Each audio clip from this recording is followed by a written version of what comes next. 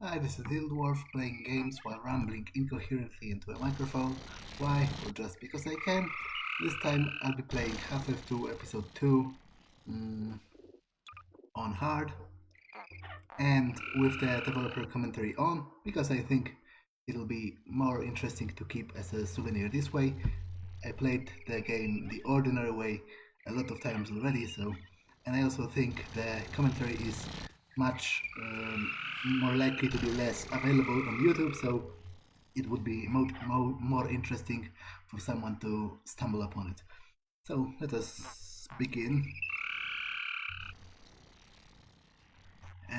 It says you will be invulnerable to damage while in commentary mode, but it's actually not entirely true. You're only invulnerable once while you are actually listening to a particular commentary node, and if you are not listening to any commentary, you are playing normally and can die. So I will usually, always wait until I cleared all the enemies in the area before I access the commentary, and that way I can have the best of both worlds, maintaining challenging gameplay and dying sometimes, while also having the commentary available.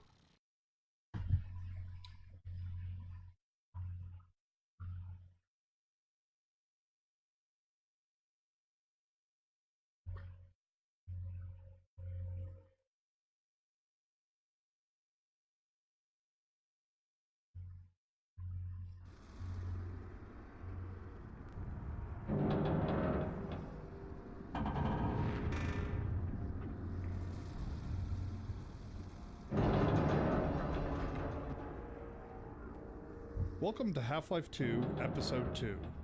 We are at the midpoint in our trilogy of episodes, which will conclude in Episode 3. To listen to a commentary node, put your crosshairs over the floating commentary symbol and press your Use key. To stop a commentary node, put your crosshair over the rotating node and press the Use key again. Some commentary nodes may take control of the game in order to show something to you. In these cases, simply press your Use key again to stop the commentary. Please let me know what you think after you've had a chance to play this, our latest installment in the ongoing adventures of Gordon Freeman. Yeah, they are not really ongoing. Not really ongoing at this point. I get about 10,000 emails sadly. Each time we release a game, and while I can't respond to all of them, I do read all of them. Thanks, and have fun.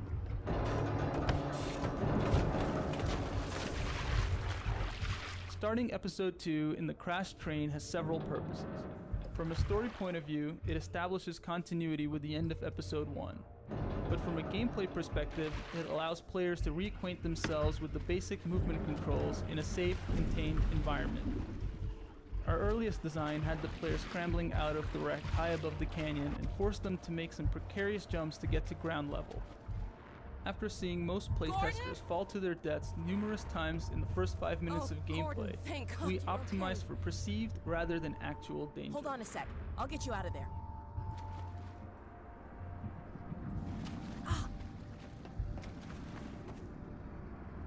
Let's hope this still works.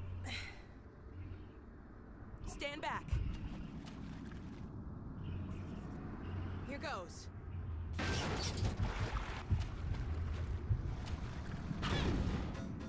Wow, I forgot what a kick this thing has. Here, you take the gravity gun. You're better with it than I am. When I couldn't find you, I got... I know, I shouldn't have worried. Well, we should keep moving. This bridge here I'm sure the Combine looks hasn't forgotten really about us. cool. I heard Vortigons a few minutes ago. Maybe they're still around. We've got a I long don't think there's anything here. Nice to have some help. Amazing we survived, isn't it?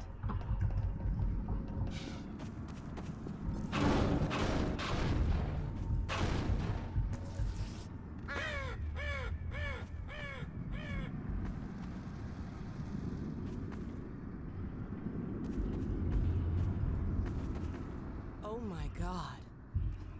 The Citadel. What the hell is happening?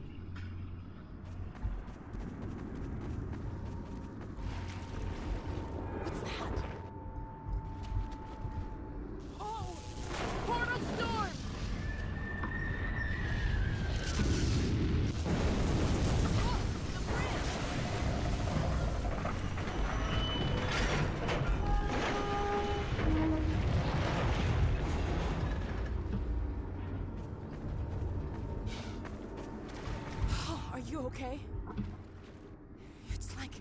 worst days all over again. I hope we don't get many more. Okay, there's a lot of commentary here, so... The destruction of this rail bridge was our first opportunity to showcase our new cinematic physics technology. We wanted to convey to the player the scale of the train wreck, and the delicate balance the damaged bridge was left in as a result. The structural deformation of the twisted metal was modeled with the help of surface-based spring networks, driven by particle systems. In this case, we actually passed a rail car through the bridge and solved the deformation dynamically. For the collapse, we used an offline large-scale rigid body simulation, a technology typically reserved for the visual effects industry. In this simulation, we have about 750 moving parts, calculated with coarse, convex hulls. These in turn drove a skeleton network to which the high-resolution geometry was skinned. Particles were then emitted from the transforming geometry and calculated in-game. I must confess I don't really understand most of the things they are talking about. But it's still Having interesting. established the super portal as a threat in the opening vista, we decided it would make a useful landmark as the player traveled toward White Forest. In Half-Life 2 and Episode 1, we could count on the Citadel being visible in many of the maps, casting its shadow over the world. The super portal plays the same role in Episode 2, anchoring the player in a world while providing them with visual updates on the developing threat. The addition of beam effects and portal storm shockwaves help bring the portal to life and make it more than merely a static background element. For the ominous mass of clouds which swirl above the destroyed Citadel, we devised a shader effect to give the impression of depth and complex turbulence. The actual geometry rendered for this effect is a single flat polygon, but through a series of pixel shader effects, which composite several texture layers, we are able to achieve the impression of realistic churning clouds. In the offline pre-visualization work that we did to initially define this effect, we developed a very realistic simulation with more than 30 layers of clouds. With real-time shader techniques, we were able to achieve an equivalent look while maintaining an interactive frame rate. The view of the ruined yet still dangerous City 17 is a good example of a classic Half-Life vista. Vistas are sweeping scenes where many elements of design come together. This one reminds the player of what he's accomplished in Episode 1 while setting up the threat that will hang over the rest of Episode 2. It establishes the mood with a stunning skybox and shader effects, shows off believable character responses, and also literally sets the episode into motion. When the player looks at the scene, a device called a look trigger sets off the portal storm, which causes the bridge to collapse, using Valve's new cinematic physics, which we'll be showcasing throughout the episode. Okay, let's proceed onwards. I wouldn't be surprised if the rebels use this place.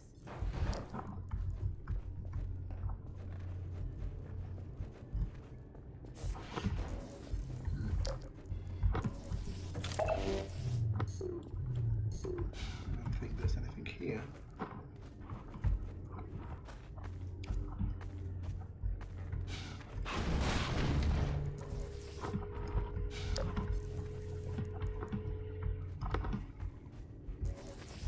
Well, safe haven it ain't.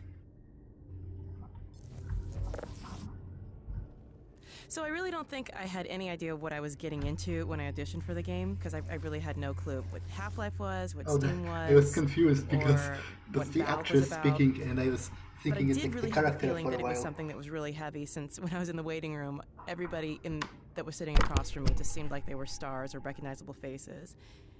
And then the first time that I sat down with the Valve team, they showed me some rough animations of Alex, and immediately I just couldn't keep my eyes off her. I mean, she actually looked like someone I could be related to, and that has never happened to me. For a second I thought that it was the character speaking. It's cool to have some input from the actress as well. I didn't remember that actually. Zombies. I got it. Zombie cue.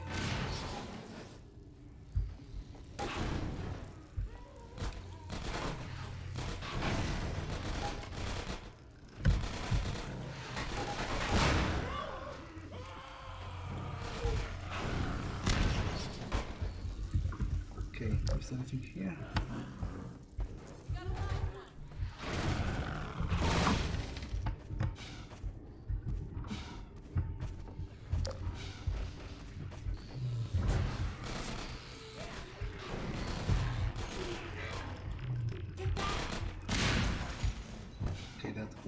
quite well. Somewhere over here is the infamous gnome that you have to carry throughout the whole game for an achievement. But I'm not going to do that. I can promise you that, especially because the achievements are disabled anyway. Communication center. With the Let's see if we can get out a message to my dad. Dr. Kleiner and my dad are up north at an old missile base. I hope they're still using this frequency. They're trying to help launch a... Ah, here we go. Damn. What now? If I were to... Let me see if I can get it working again.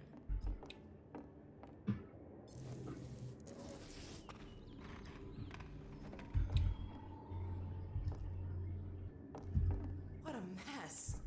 This could take a while. Hey, if you have any blinding insights into how to fix this, go for it. Yeah, I will, but first In this first part of the episode, we're restoring the player's connection to Alex by recalling the sort of collaborative activities you shared with her in episode 1, from combat to collaborative puzzle solving. Notice that as she works to restore power to the transmitter, she's careful not to steal the player's fun by doing it all herself. She doesn't actually solve the puzzle, although she sometimes thinks she has. This adds to her charm and helps her feel more human. Of course, the reason we're doing this is so that you will care when bad things happen to her. This transmission scene was added fairly late in development, after hearing from playtesters that they weren't sure where they were going or why. Setting up the White Forest base as your goal right away was important in an episode with so many open, free-form areas where players might forget what they're supposed to be doing. Thanks. I'll save just in case that something breaks. I don't intend on dying that early, but that can happen as well. White Forest. White Forest, this is Alex Vance. Do you read? White Forest, come in. White Forest, are you there? Alex! My goodness, is that really you? Yes, and Gordon too. We're okay. We made it out of City 17. Alex, thank God. I can hardly believe it. Don't worry, Dad, we're fine. But something really strange is happening with the Citadel. Oh yes, we've been monitoring the situation. The raw discharge of the meltdown has been focused into a coherent beam of portal energy. It's the Combine. They're trying to open another gateway. Yes, what you're seeing is the infancy of a super portal. If it attains full strength, It'll be the 7-hour war all over again. Except this time we won't last 7 minutes. My God. Gordon, what if that's why they were sending so much data from the Citadel? So that... data from the Citadel? In the control room, they were feeding huge volumes of data directly into the core destruction sequence. Magnuson, did you hear that? I'll bet it's the Combine portal code. Yes, I'm not deaf. I downloaded the whole packet. They've been chasing us ever since. Well, of course they have. You see, Kleiner, it's the linchpin of all of their plans. Well, I can see that. I never said... Somewhere in that sequence, they would have had to establish a connection with the far side. What you have there, young lady, is the specific contact code for the Combine overworld. Good God. If I am right about this, and I have no reason to doubt myself, you are carrying the very code Dr. Mossman had hoped to recover. Now, how soon can you get here? Well, we'll have to get our bearings, but we can definitely... There is no time to waste. We'll need to step up the launch schedule.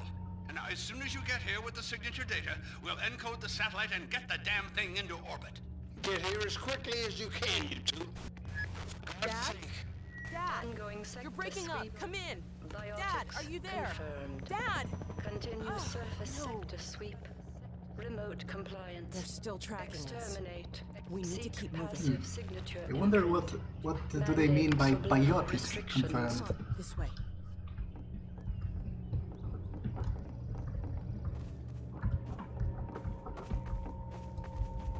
No, I seem to have missed the gnome, but I wasn't planning on carrying him to the end of the game anyway, so I really think he was somewhere over here. I just wanted to show it to you. But I guess... Ah, right, he's here. Yeah, it's the gnome you have to carry to the end of the game for an achievement. But as I said, One, it's ridiculous, and two, the achievements are disabled in the commentary mode anyway, so literally no reason for me to do it.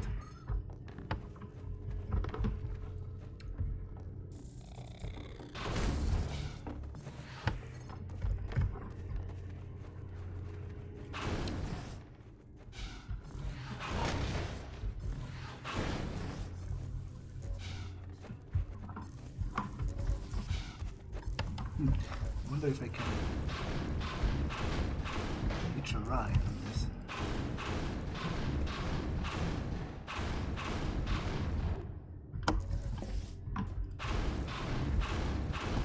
Okay, it does not seem so.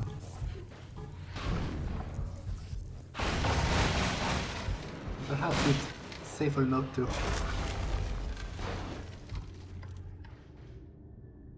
Nice. That did the trick. I can always count on you to find a way through. That's interesting. It's a heart with the word chore. Dr. Magnuson has an old rocket As in if the White living Forest. was a chore. He's been Maybe. hoping for I'm the not day sure. he could launch a satellite to tap into the older Still, I radio really center like but getting those a small launch off with details the in combines game, intact? background There's details just even, no way. I'm that not make sure how they'll use make the you wonder satellite to shut down sometimes. that portal, but I guess we'll find out when we get there. I'm the kind of guy who always tries to read the graffiti, the newspapers when they are available and stuff. You can also see the hunter somewhere over here as a sort of foreshadowing. Although I might have missed it already. Not sure. Oh no, it's right over here. Well, I wouldn't. What was that? It isn't even foreshadowing, it's pretty obvious. Did you hear that? But still, it is actually going around the complex here. Slightly out of view.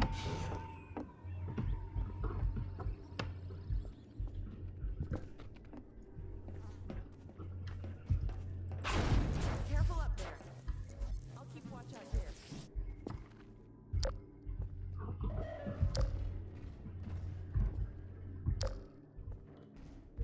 I think it's. You can glimpse it somewhere over here as well. From what I remember, at least.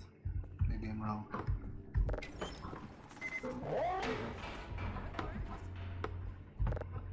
Yeah, it's sort of hiding from you almost. Around out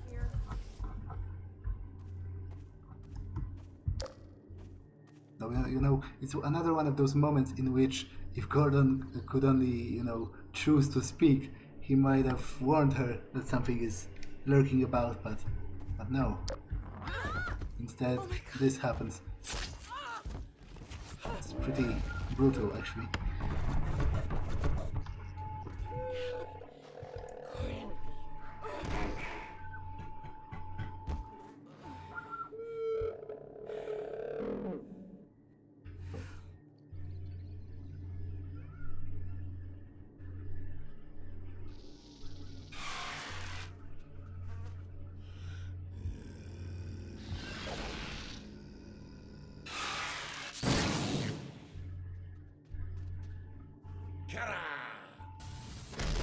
The Vertigons have really cool matched animations too in the second episode.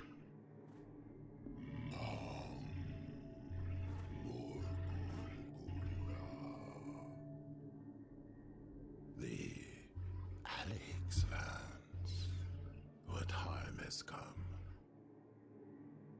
Ah, the free man. I am pleased to see at least you are unharmed. But the Alex Vance, her condition is grave.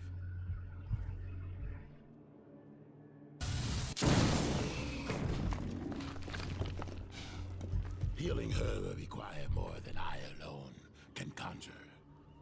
Let me summon my kin.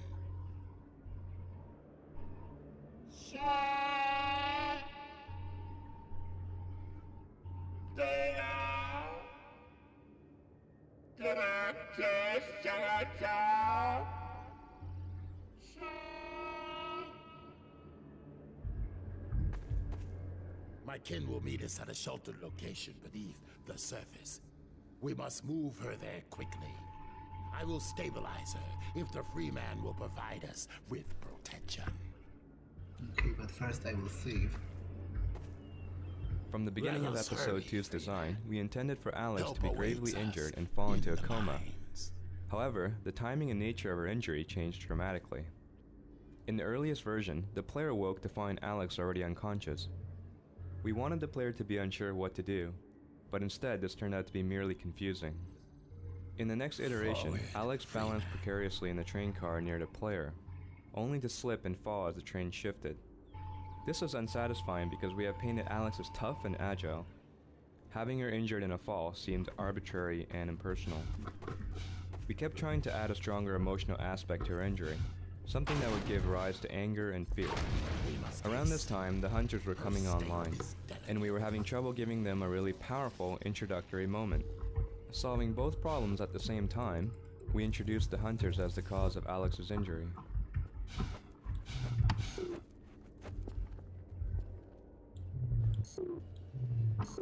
Here is the Perhaps crowbar. the Freeman can restore this elevator's functionality.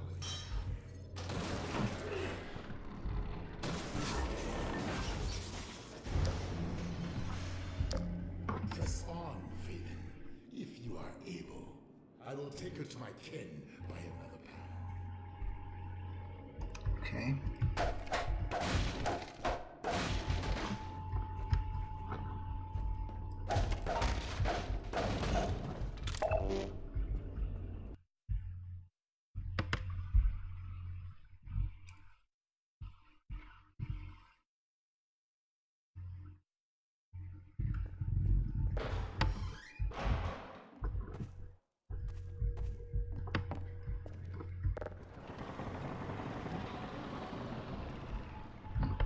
Check here first, but it doesn't seem that I can enter here yet.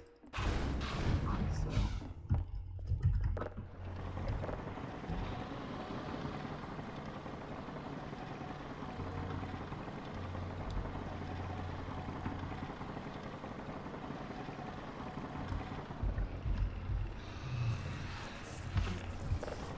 okay, that's not exactly what I wanted to do. Just wanted to grab a couple of items. So I guess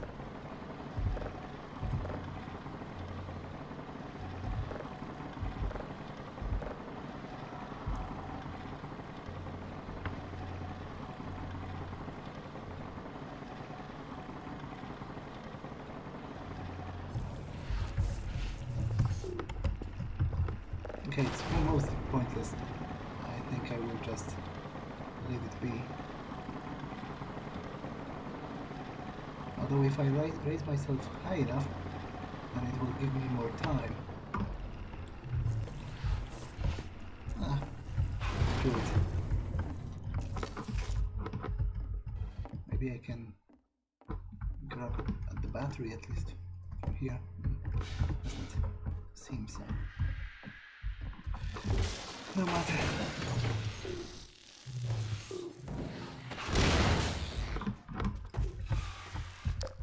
Oh, it's actually interesting that it flees from the player.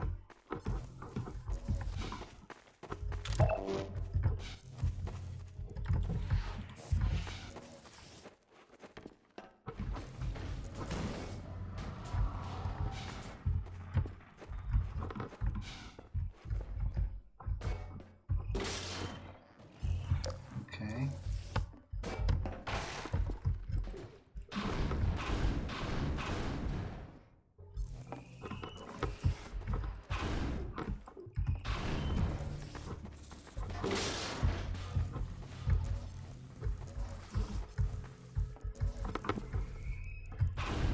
Of course. Minor fracture detected.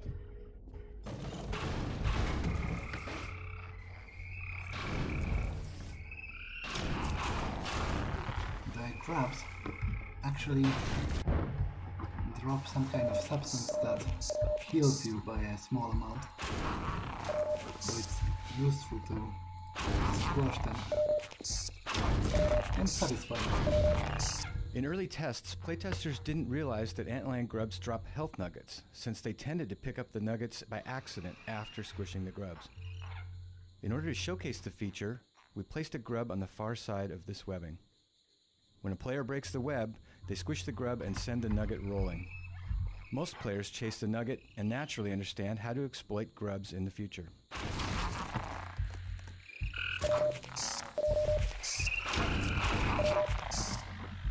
The antlion grubs were initially created for Half-Life 2, to visually flesh out the life cycle of the antlions. We never found the right place for them in that game, but as we developed the antlion environments for Episode 2, they were an obvious choice for Resurrection. In addition to their role in the life cycle of the antlion, they provide an equally valuable service in these dark tunnels: light. As the grubs we made sure that killing them was more rewarding. In addition to the satisfying squish effects, we added the health nugget for ailing players. Soon, we found many players were compelled to squash every grub in the map. It's worth pointing out that grubs also play a role in our dynamic resupply system. The more injured you are, the more health they provide, which allows us to create a consistent level of challenge for players at differing skill levels. I guess they forgot to show the concept art.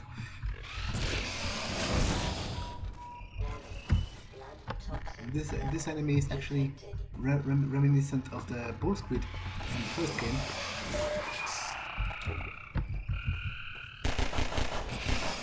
And I actually quite like this unique way of attacking. Even more fun when combined with the antlion swift movement and jumping.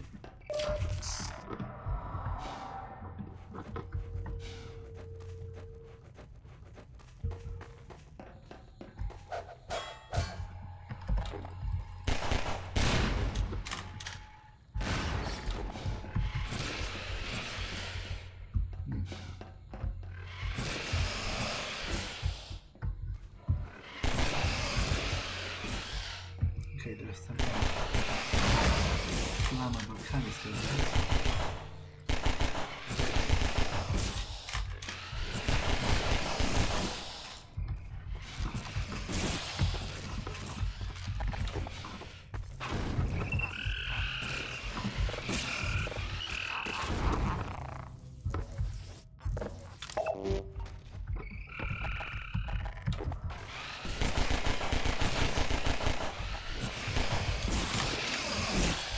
I guess I might as well utilize the shotgun.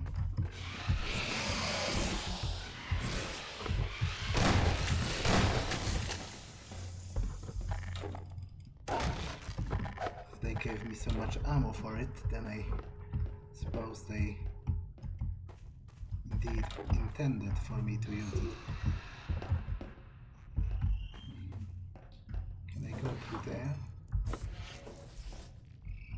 I don't think so, but I can actually grab this, which I don't need. Okay. Let me proceed.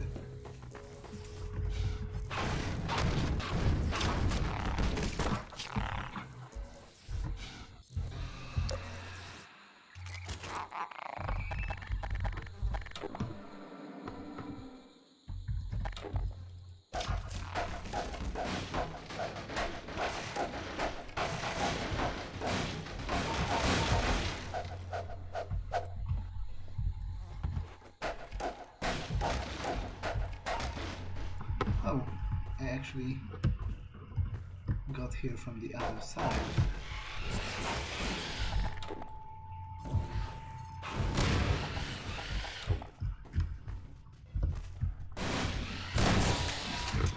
That is really hazardous. But it works a similar way as it does with the poison headcrabs, which means you actually heal over time at least a fraction of the damage that you suffer.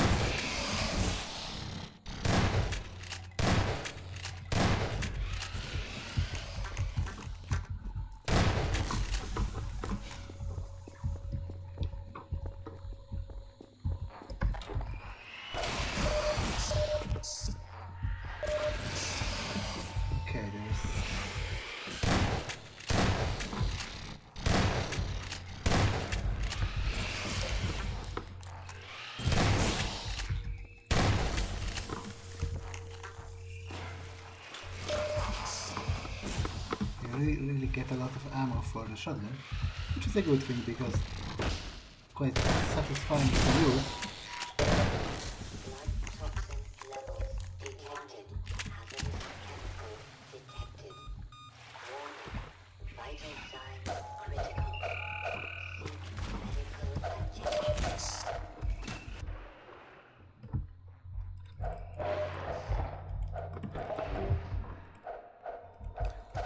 A couple of those hidden caches in the webs around the level.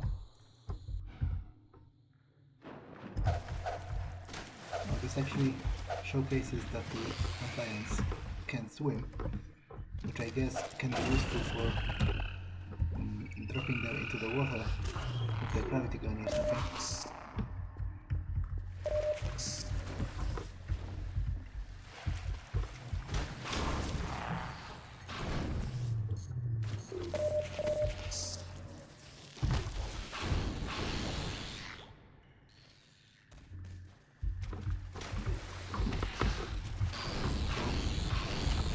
Doesn't exactly seem to work, so I'm a little at a loss.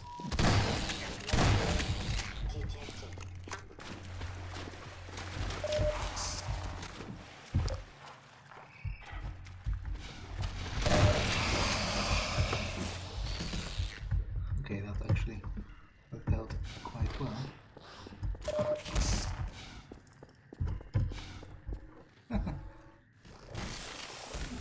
Okay, that was weird.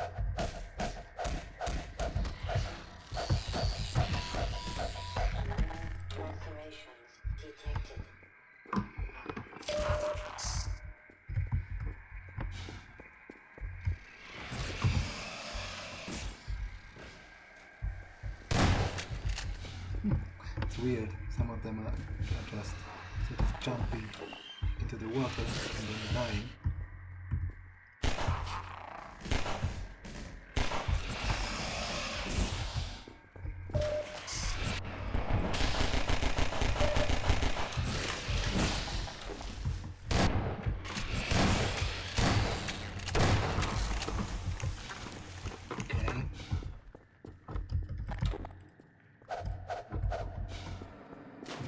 There's anything underwater here.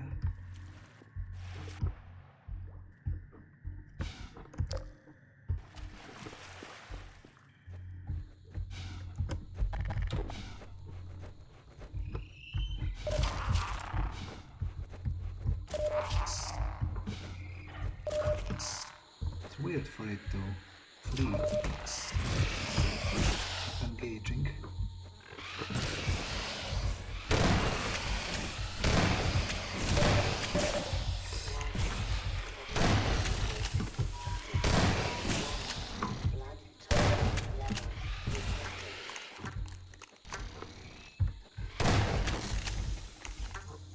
Okay, not in the best shape.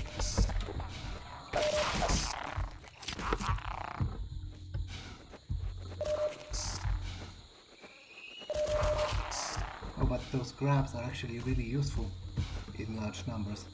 And as it was said in the commentary, it seems that they restore more health if you have less health.